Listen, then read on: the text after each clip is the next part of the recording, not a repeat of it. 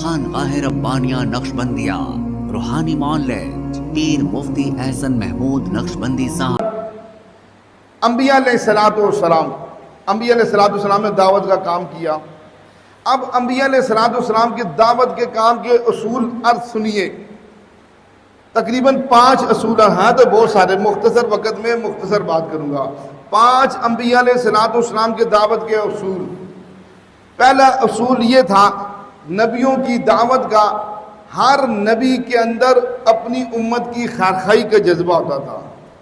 ہر نبی کے اندر امت کی شفقت کا محبت ہوتی تھی، یہ جذبہ ہوتا تھا یہ جہنم سے بچ کے جنت میں چلے جائیں۔ قرآن نے اس کی تعبیر یوں کی، اعلان کیا، ہر نبی آ کے کہتا انا ناسخ، یعنی جس کا ترجمہ یہ ہے میں آپ کے لیے خیرخواہ بن کر آیا ہوں، میں آپ کے لیے آپ کی آپ کو نصیحت کرنے آیا ہوں اور آپ کی خیرخواہی کا جذبہ لے کر آیا ہوں۔ ہر نبی کے اندر پہلا اصول دعوت کا یہ رہا ہے کہ ہر نبی امت کی خیرخواہی اور شفقت و محبت کو لے کے آتا تھا۔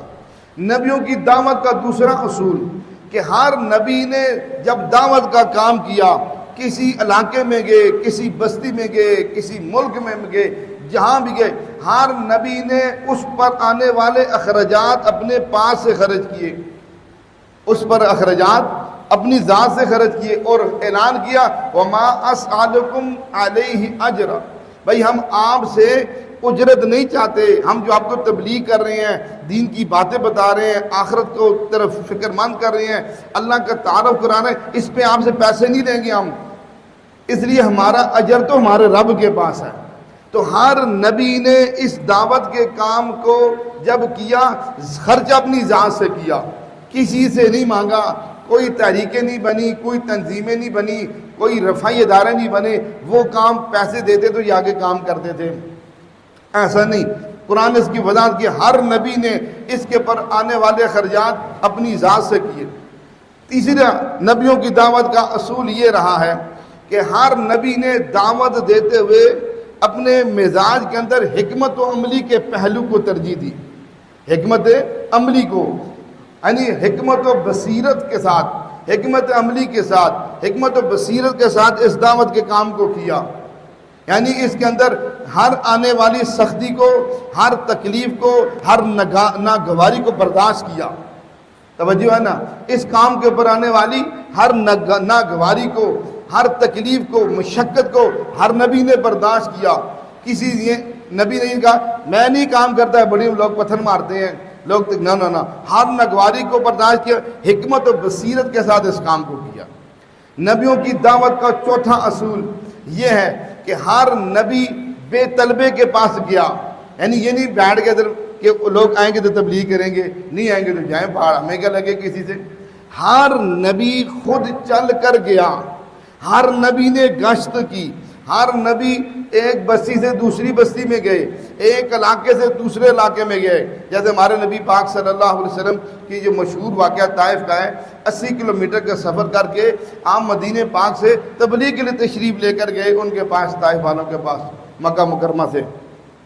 اب اس طرح ہر نبی نے یعنی خود چل کر گئے، خود، یعنی گویا کہ نبی کی دعوت کا اصول یہ ہے بے طلبوں کے اندر محنت کرنا، جن کے اندر طلب نہیں ہے ان کے اندر محنت کرنا۔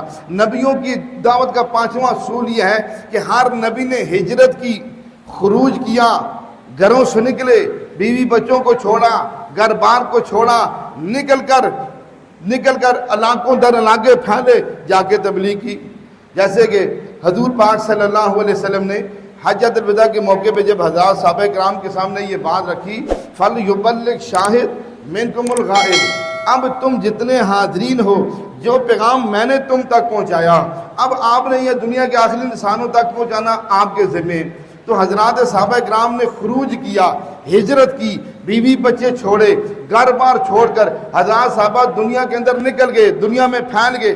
امام مالک رحمۃ اللہ علیہ کی تحقیق کے مطابق حجاز مقدس جہاں کے باشندے تھے، جہاں کے رہنے والے تھے، وہاں ان کی قبریں ملتی ہیں 10,000، حجۃ الوداع کے موقع پر تھے 1,24,000۔